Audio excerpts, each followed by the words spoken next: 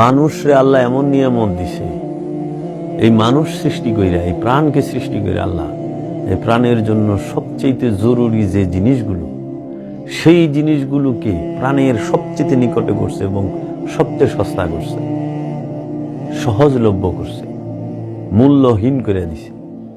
তুমি দেখো ছায়া, মানুষ সে তার বাঁচার জন্য তার ইউয়ের প্রয়োজন, যেটা না হইলে মানুষ বাঁচে না। কোন কোন জিনিস দেখো তুমি যায় যে মানুষ খাদ্য ছাড়া বাঁচে না।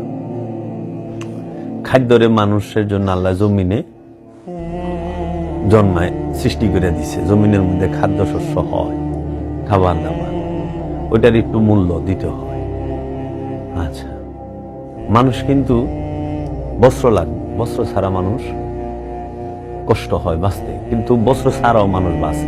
আগে পোশাক ছাড়া বাঁচত না, এর লেগে পোশাকটা মানুষ থেকে একটু দূরে ক্রয় করতে হয়, মিল ফ্যাক্টরিতে তৈরি হয়, একটু দাম রাখছে, বস্ত্রের একটু দাম। তার থেকে সস্তা মানুষের আল্লাহ কি করছে, মানুষ ঘর ছাড়াও বাঁচছে।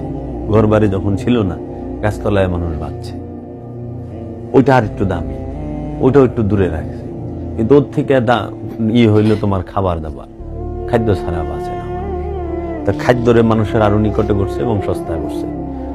অল্প একটু টাকা হইলে তুমি রুটি পাও, ভাত পাও, আলুর ভর্তা, ডাল পাও, তাই না? ফল ফলাদি গাছে পড়ে রয়েছে, জল জঙ্গল, ফলের অভাব নাই, আম কাঁঠাল তাল বেল কোনো কিছুর অভাব নাই, গেলেই পাও। তাহলে ওইটা তার থেকে জরুরি কি? খাবারের থেকে। খাবার 3 দিন না খাইলেও বাসন নাই, কিন্তু তার থেকে জরুরি কি? পানি। তো পানিরে কি করছে? মানুষের আরো নিকটে করছে, নদী নালা দিয়া, জলাশয় দিয়া ভরে রাখছে, যে পানি ছাড়া বাঁচবো না। তাহলে পানি আরো নিকটে এবং আরো সস্তা। পানি কিনতে টাকা লাগে না, নদী নালাতে ভরে এলেও টাকা লাগে। অহনেসেন পানির ব্যবসা করে, আদমের জমানা থেকে পানির ব্যবসা করে নাই, মোহাম্মদ সাল্লামের জমানা থেকে পানির ব্যবসা করে নাই, আধুনিক জমানায় পানি বদলে পড়ে, এটা একটা পলিসি, তাই না? তাহলে পানি আরো সস্তা, কারণ পানির অপর নাম জীবন, পানি ছাড়া মানুষ বাঁচে না।